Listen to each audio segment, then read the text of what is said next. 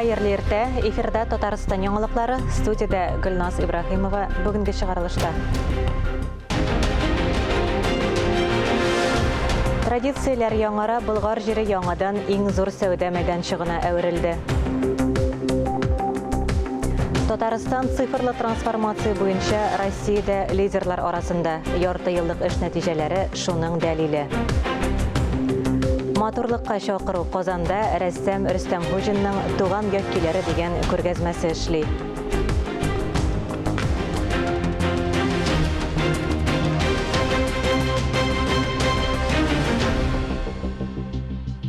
Казанда Идел буе Болгар дәүләтендә ислам динен кабул итүнең 1100 еллыгына багышланган 14-нче Бөтен Россия мөселман яшьләре форумы башланды.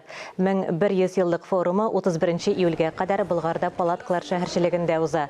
Форумда катнашу өчен 150ләп егет һәм кыз Казакъстаннан, Мисырдан һәм Россия төбәкләреннән килде. Нәзарәттә узган тантаналы ачылышта Татарстан мөфтие Камил хәзрәт Сәмигуллин катнашып, яшьләргә үгет-нәсихәтләрен җиткерде. Пәйгамбәрбезнең хәдисе бар, ихтаним хамсан каблил хамс, 5 нәрсә килгәнчә 5 нәрсәнең кадерен бел дигән. Беренче чиратта шабабыка кабла харамик, картлык килгәнчә яшьлегенең кадерен бел дип әйтә Пәйгамбәрбез саллаллаһу алейһи ва саллям. Шуңа күрә бу яшьлегеннән файдаланып, күбрәк файдалы эшләр кылырга кирәк. Шул турында без аларга сөйлибез дә.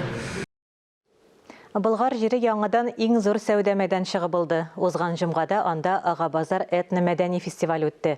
Тулырак мәгълүмат хәбәрчебез язмасында. Иртәнге сәгать 9-дан кичке 7-гә кадәр ярминка эшли. Әйе, Болгарда Ага базар башланды. Теләүчеләр хәтта мастер-классларда да катнаша ала. Күп гасырлар элек Болгарда һөнәрчеләр, осталар һәм сәүдәгәрләр җыела торган була. Хәзер бу традицияне яңарталар. Халык осталары кибетләре, кул эше товарлары, һөнәрчелек остаханәләре куелды. Мәйданчыкларда Идел буе халыкларның милли ишек аллары, аларның көн күренеше, кием салымы, аш-су тәкъдим ителде. Все те, кто желал, мечтал, чтобы место это стало действительно местом притяжения. Болгар кунаклар өчен көч алу урынына әверелде. Туристлар соны көннән-көн арта бара. Алар Татарстанлылар гына түгел, дөньяның күп кенә төбәкләреннән дә килә. Элек бу базарга һөнәрчеләр, кул осталары, сәүдәгәрләр үзләренең товарларын, җырларын алып килгәннәр. Ул вакытта Болгар аралашу, очрашу, сату, алу урыны булган. Һәм без әлеге атмосфераны Ага базар фестивале аша яңартырга тырыштык. Ага базардан соң безне август айында Болгардагы олы бәйрәм көтеп кала. Ага базар фестивален үткәрәбез менә үзегез күргәнчә. Бүген җомга көненә карамастан халык бик күп, бик шатбыз. Безнең фестивальләргә бүгенге фестивальдә безнең республикабыздан, күп кенә районнардан, күп кенә шулай катнашырга дип үзләре теләп килгән менә катнашучылар бик күп инде. Балалар һәм аларның әти-әниләре өчен иҗади дәресләр, өйрәтүче өстәл уеннары үткәрелде. Татарстан халыклары турында мультфильмнар күрсәтелде. Катнашучылар Татарстан Республикасы күчмә халык уеннары белән дә таныша ала иде. Һәм пешән инсталляциясе, квест лабиринт уза алды. Ага базарда уеннар турында да онытмадылар. Хәтта уктан да атырга мөмкинлек бар иде.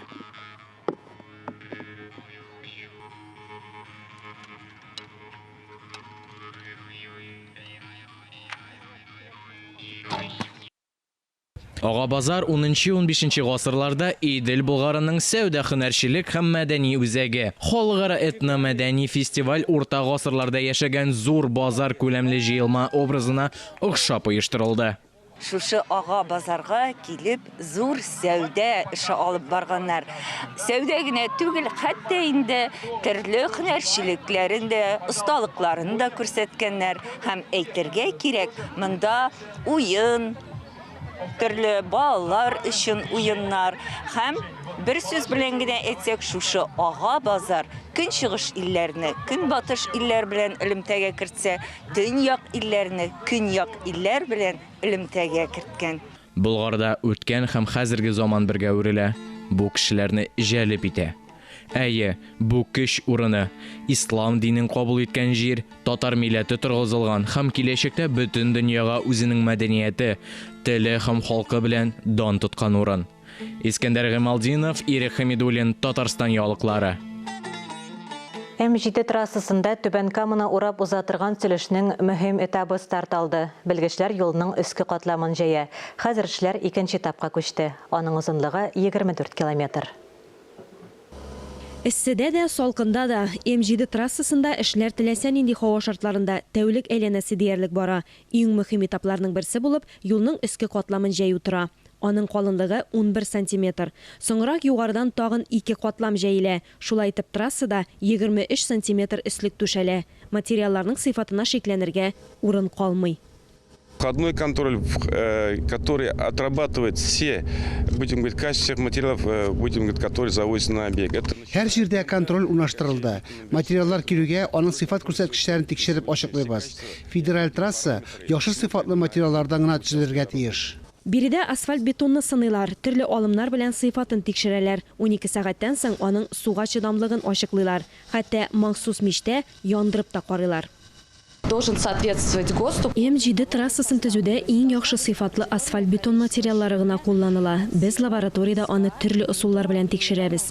Кат-кат сыныйбыз. Асфальт бетон шунда ук эшләп чыгарыла. Мини-фабрика тулысынча ихтыяҗны тәэмин итә. Аның җитештерүчәнлеге сәгатенә 250 тонна материал. Җитештерелә торган материал тулысынча трассага туры килә. Биредә транспорт тизлеген 90 чакрымга җиткерергә мөмкин була. Юл Түбән Кама белән дә тоташырга тиеш. Трассага Тынычлык проспектыннан элгерергә мөмкин була. Әлегә муниципаль юлны кайсы оешма һәм нинди акчага төзиячәге генә билгесез. Примыкание будет Федераль трассаны төзүнең үз бюджеты билгеләнгән. Безнең муниципаль юлны салырга вәкаләтебез дә, акчабыз да юк. Моны экспертлар билгеләргә тиеш.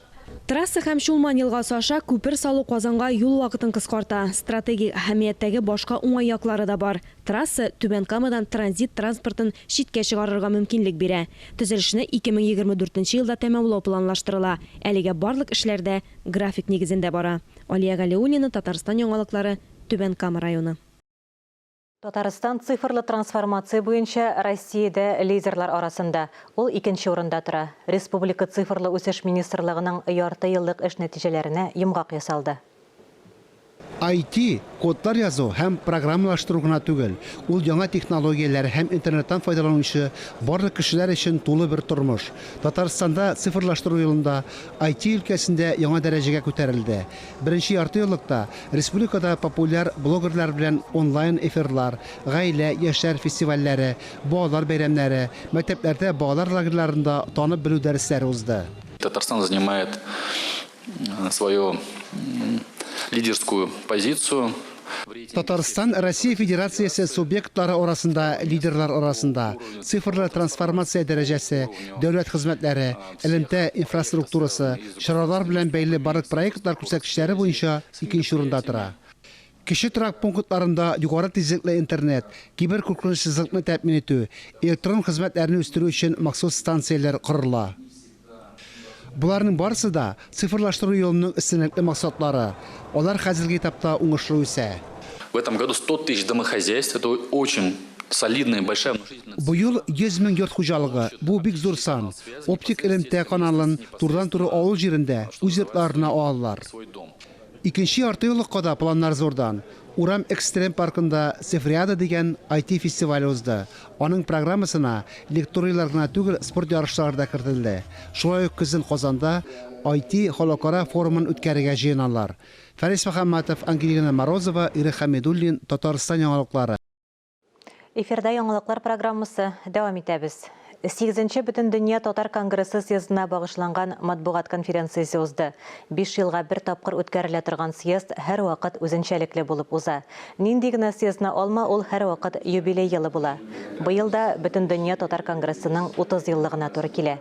Үткән съездларда 1000 кеше катнашса, быел беренче тапкыр 1500 катнашучы була. Шул сәбәпле үткәрү урыны да алмашынды. Ул Илһам Шакиров исемендәге концертлар залында булыр дип көтелә. Съезд Милли шура аның рәисе һәм урынбасарларын сайлау нигезендә үтә. Съезд онлайн рәвештә дә катнашырга мөмкин. Бүгін күнде үзенең мөмкинлекләре нигезендә 37 илдән безнең делегатлар һәм шәрәфле кунаклар килә. Тагын әйтәсем килә инде безнең үзәкләр һәм диаспоралар чит илләрдә 45 илдә. Менә шу 45 илнең 35-е илдән безнең делегатлар һәм шәрәфле кунаклар булачаклар. Ислам динен кабул итүгә 1100 еллык булгачтан безнең инде төп чара ул Болгар җирендә үтте. Шуңа күрә без татар, мөселман, ислам динендә буларак һәрбер килгән кунакка шушы елны Болгар җирендә барып, анда дуга кылып, безнең тарихны искә төшереп, анда булу зур бәхеттә, зур мәгънәдә һәм инде бурычта. Казан шәһәре мәдәният идарәсе, Казан шәһәре музей комплексы Әмир Мәҗитов музейының күргәзмәләр залында Казан рәссамы Рөстәм Хуҗинның Идел буе Болгар дәүләтендә рәсми рәвештә ислам дине кабул ителүгә 1100 ел тулуга багышланган Туган як киләре дигән күргәзмәсе халыкка хезмәт итүен дәвам итә.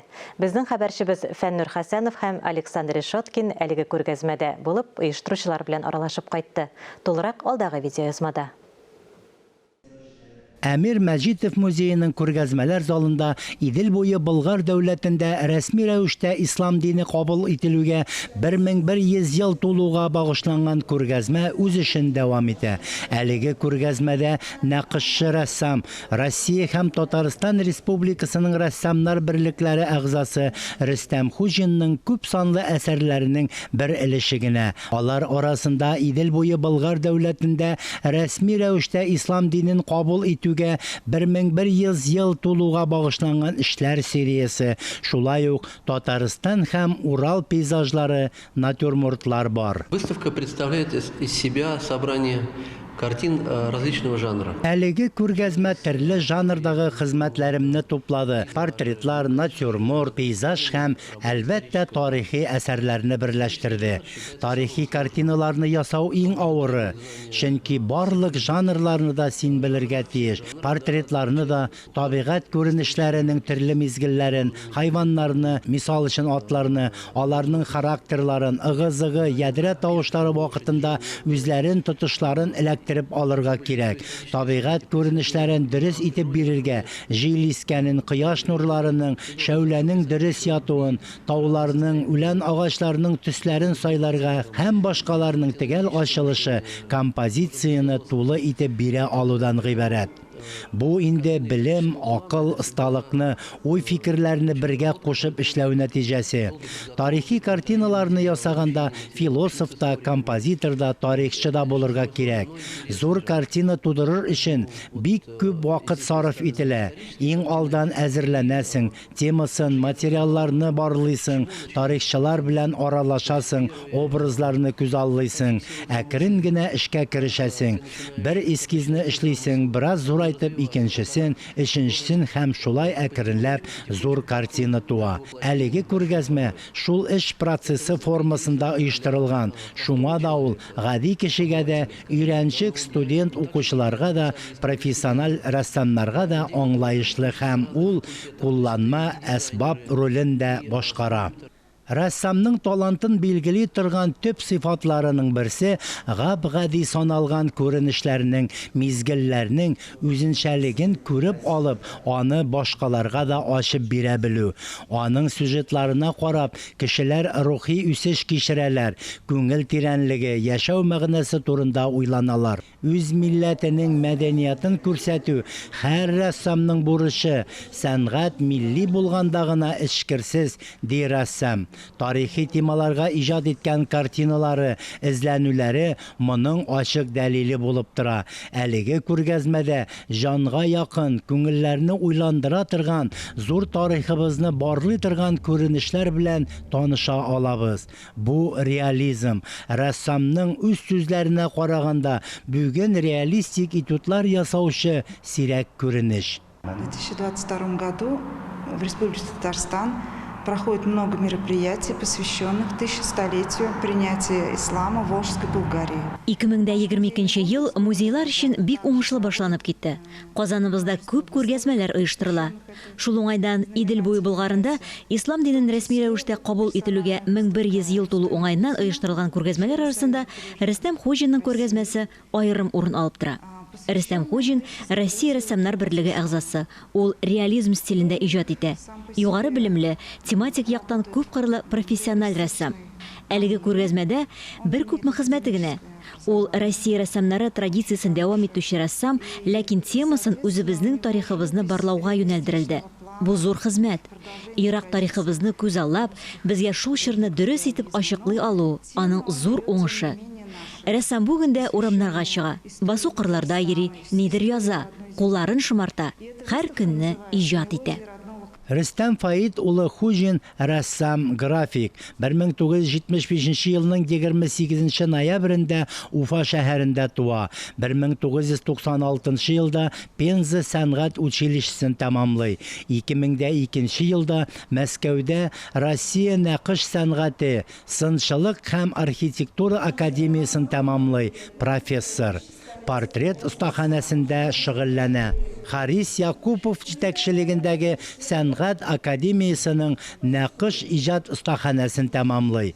2005-2011 елларда Николай Фишин исемендәге Казан сәнгать училищесында укыта. Россия Федерациясе һәм Татарстан Республикасы рәссамнар берлеге әгъзасы. Выставка для художника – это подведение некого итога.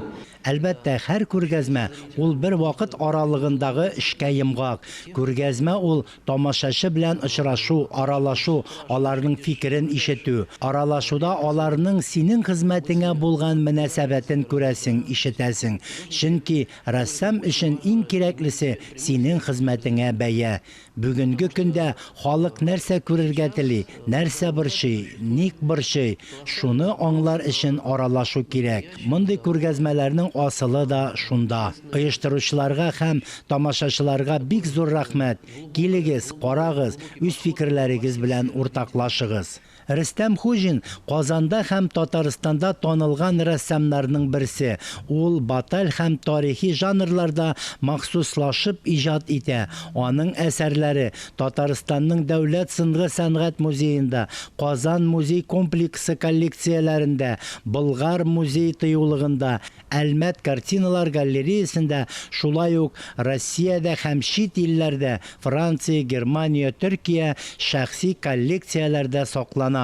Әлеге күргәзмә республика көне бәйрәменә кадәр дәвам итә. Фәннур Хәсәнов, Александр Решеткин, Татарстан яңалыклары. Алимент түләүләре айрым контрольдә тора. Һәр айның беренче җомгасында алимент түләттерү мәсьәләләре буенча гражданнарны кабул итәләр.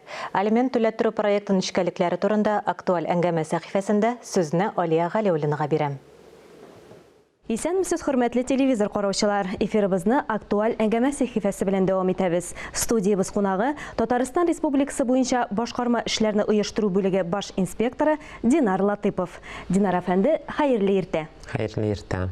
Әңгәмәне мондый сораудан башлыйк әле. Алиментлар кемгә түләнергә тиеш һәм аларны кем билгели? Россия Федерациясе гаилә кодексы нигезендә ата-аналар бәлик булмаган балаларын карап тотарга тиеш. Ата-аналар балаларны карап тоту турында мөстәкыйль рәвештә килешү төзергә һәм аның уңайлы тәртибен билгеләргә хокуклы. Монда килешү нотариаль яктан таныкланырга тиеш. Ата-аналар балаларын карап тотмаган очракта балаларны карап тоту өчен алиментлар суд тәртибендә алына.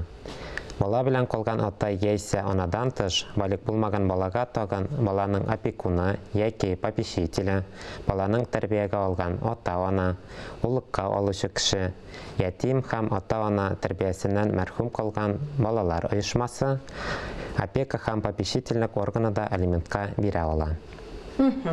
Әйе, закон буенча алиментның күләме нинди булырга тиеш? Алимент түләү турындагы килешү буенча билгеләнә. Алиментларның күләме ата-аналар тарафыннан мөстәкыйль билгеләнә, ләкин ул алиментларны суд тәртибендә түләтергәндә алынырга мөмкин булган алимент күләменнән кибрәк була алмый. Килешү булмаган очракта, балик булмаган балаларга карата алиментлар аларның ата-аналарыннан суд тәртибендә түләттерелә.